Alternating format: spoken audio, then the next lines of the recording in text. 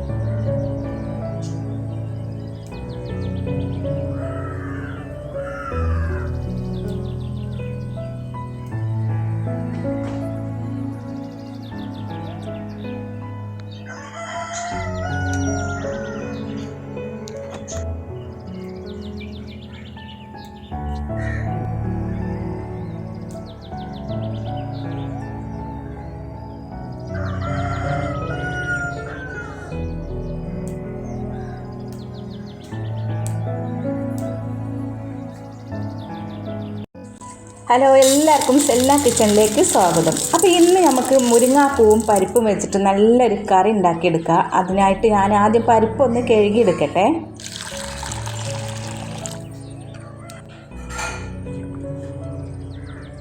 അപ്പോൾ ഇതൊരു പഴയ രീതിയിലുള്ളൊരു കറിയാണ്. ഇപ്പോഴത്തെ തലമുറക്കൊന്നും അധികം അറിയുണ്ടാവില്ല. അപ്പോൾ പഴയൊരു രീതിയിലാണ് ഇത് ഞാൻ ഉണ്ടാക്കിയെടുക്കുന്നത്.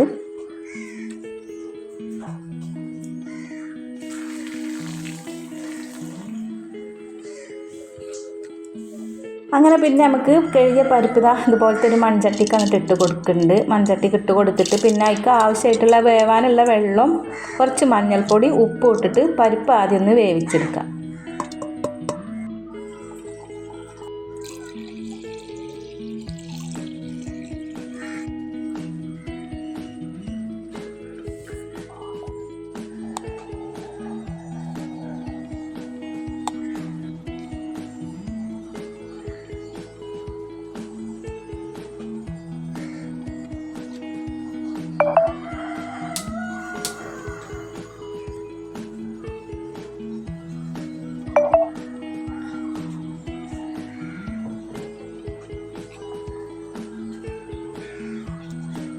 ഇനി നമുക്ക് പരിപ്പ് വേവണ സമയം കൊണ്ട് മുരിങ്ങാപ്പൂ ഒന്ന് ലെവലാക്കിയിട്ട് എടുക്കാണ്ട് ഇതുപോലെ അങ്ങോട്ട് ഇതിമന്ന് ഇങ്ങനെ വേറെ എടുത്തിട്ട് എടുക്കുക. വല്ല പ്രാണികളോ പുഴുക്കളോ എന്തെങ്കിലുമൊക്കെ ഉണ്ടോ നോക്കിയിട്ട് വേണം എടുക്കാൻ വേണ്ടിയിട്ട്. അപ്പോൾ ഇതൊക്കെ എല്ലാം ഞാൻ ഇതുപോലെ അങ്ങോട്ട് എടുക്കട്ടെ ഇതിമന്ന്.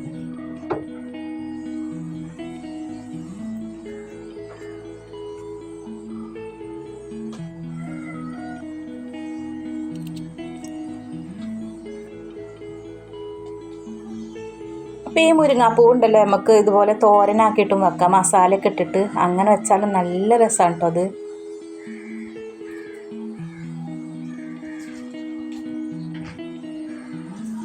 പിന്നെ അതൊന്ന് കഴുകിയെടുക്കട്ടെ.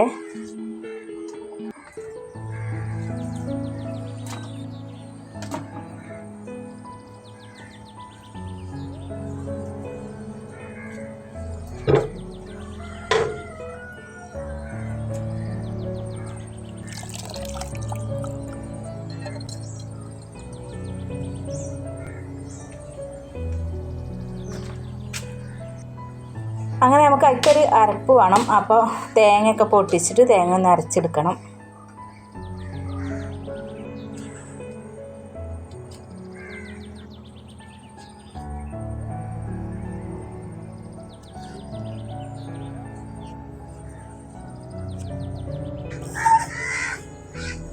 അപ്പോൾ ഒരു മിക്സിൻ്റെ ജാർ എടുത്തിട്ട് നമ്മൾ ചിരകി വെച്ചിട്ടുള്ള തേങ്ങ മാത്രമാണ് അരച്ചെടുക്കുന്നത്. തേങ്ങയ്ക്ക് നമ്മൾ വേറെ ഒന്നും ചേർക്കണില്ല. കുറച്ച് വെള്ളം മാത്രം ഒഴിച്ചിട്ട് നല്ലോണം ഇത് അരച്ചെടുക്കുക.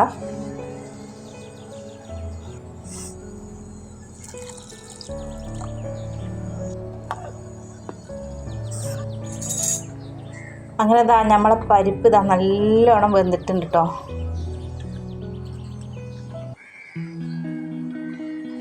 അപ്പോൾ പരിപ്പ് ഇവിടെ ആയിട്ടുണ്ട്. ഇനി നമുക്ക് ഇതങ്ങോട്ട് ഇറക്കി വെക്കാം.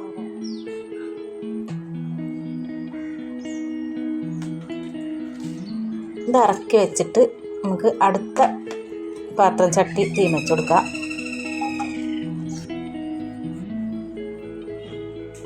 അങ്ങനെ അതിലേക്ക് കുറച്ച് എണ്ണ അങ്ങോട്ട് ഒഴിച്ച് കൊടുക്കുന്നുണ്ട്. അപ്പോൾ എണ്ണ ഒന്നങ്ങോട്ട് ചൂടായി വരട്ടെ. ചൂടായി വന്നതിന് ശേഷം നമുക്ക് അതിലേക്ക് വെളുത്തുള്ളിയും ചെറിയ ഉള്ളിയും കൂടി ചതച്ചെടുത്തതാണ്. അപ്പോൾ അത് ഇതിലേക്ക് അങ്ങോട്ട് ഇട്ട് കൊടുത്തിട്ട് ചെറുതായിട്ടൊന്ന് മൂപ്പിച്ചെടുക്കണം.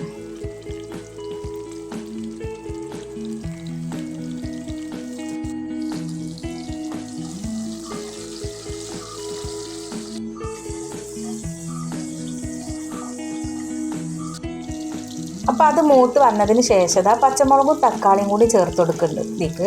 അപ്പോൾ ആ തക്കാളി പച്ചമുളകും നല്ലോണം, തക്കാളിയൊക്കെ നല്ലോണം ഇതിൽ കടന്നിട്ട് ഇങ്ങോട്ട് ഉടയണം. നല്ലോണം ഇങ്ങോട്ട് ഇങ്ങോട്ട് വരട്ടെ.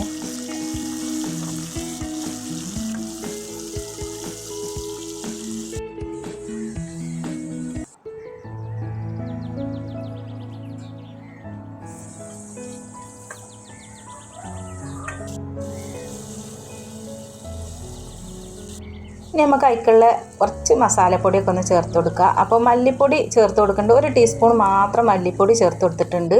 പിന്നെ മുളകും പൊടി, മഞ്ഞൾപ്പൊടിയൊക്കെ ചേർത്ത് കൊടുക്കുക. 1 ടീസ്പൂണ് മുളക് പൊടിയും 1/2 ടീസ്പൂൺ മഞ്ഞൾപ്പൊടിയും ചേർത്തിട്ടുണ്ട്. പാകത്തിനുള്ള ഉപ്പും കൂടി ഇട്ട് കൊടുത്തിട്ട് നല്ലോണം ഇളക്കി കൊടുക്കുക. നല്ലോണം ഇളക്കി കൊടുത്തിട്ട് ആ പൊടികളെ ഒരു പച്ചമണം ഉണ്ടാവുമല്ലോ, അതൊക്കെ ഇങ്ങോട്ട് മാറുന്ന വരെ കുറച്ച് സമയം തന്നെ ഇളക്കി കൊടുത്താൽ മതി.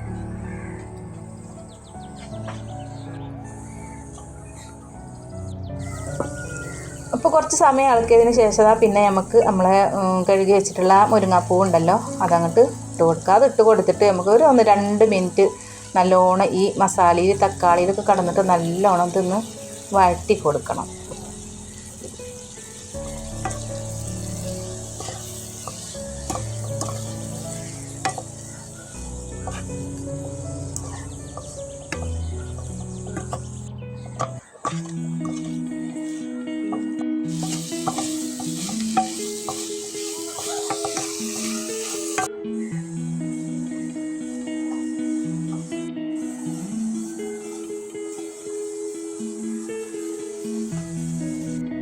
അങ്ങനെ അതിവിടെ ആയിട്ടുണ്ട്. മുരിങ്ങാപ്പൂവൊക്കെ നല്ലോണം വെന്തിട്ടുണ്ട്. ഒരു 1-2 മിനിറ്റ് ഇളക്കിയപ്പോൾ തന്നെ മുരിങ്ങാപ്പൂ പെട്ടെന്ന് വേവുമല്ലോ.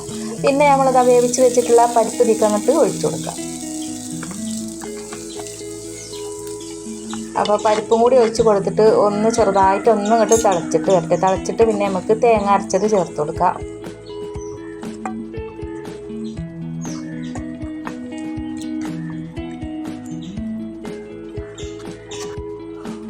ഇനി നമുക്കിതാ തേങ്ങ അരച്ചതും കൂടി ഇതിലേക്ക് അങ്ങോട്ട് ഒഴിച്ചെടുക്കാം. തേങ്ങയും കൂടി ഒഴിച്ച് കൊടുത്തിട്ട് ചെറുതായിട്ടൊന്ന് തിളച്ച് തരണം.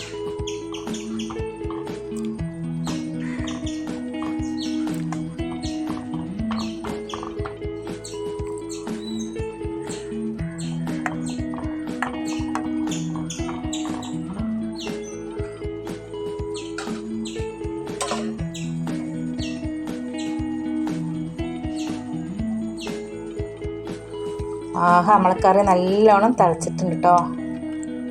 അപ്പോൾ കറി തിളച്ചത് നമുക്ക് ഇതിമന്നങ്ങോട്ട് ഇറക്കി വെക്കാം.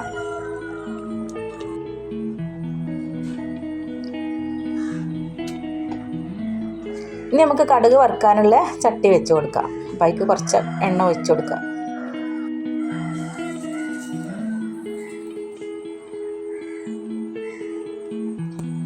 പിന്നെ കുറച്ച് കടുവും കറിവേപ്പിലയും കൂടി പൊട്ടിച്ചിട്ട് നമുക്ക് കറിക്ക് അങ്ങോട്ട് ഒഴിച്ചു കൊടുക്കാം.